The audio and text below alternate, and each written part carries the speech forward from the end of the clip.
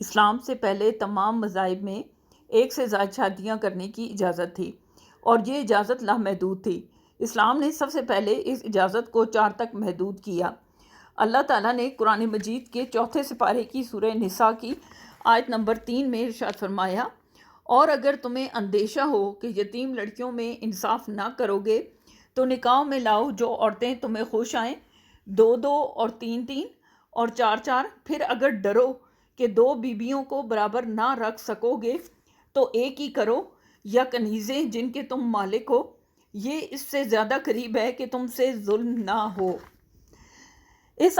آیت سے صاف یہ ظاہر ہوتا ہے کہ اسلام نے سب سے پہلے اس اجازت کو نہ صرف یہ کہ 4 تک محدود کیا، بلکہ اس کے ساتھ یہ شرط بھی عائد کی کہ یہ اجازت ان کے لیے ہے جو برابری اور عدل کر سکیں۔ جو برابری اور عدل نہ کر سکیں وہ ایک ہی پر اکتفا کریں۔ سورہ نساء ہی کی آیت نمبر 129 میں ارشاد فرمایا، تم سے یہ تو کبھی نہیں ہو سکے گا کہ اپنی تمام بیویوں میں ہر طرح عدل کرو، گو تم اس کی کتنی ہی خواہش اور کوشش کر لو، اس لیے بالکل ہی ایک ہی طرف مائل ہو کر دوسری کو ادھر لٹکتی ہوئی نہ چھوڑو، اور اگر تم اصلاح کرو اور تقوی اختیار کرو تو بے شک اللہ تعالیٰ بڑی مغفرت اور رحمت والا ہے۔ اس آیت میں اللہ تعالیٰ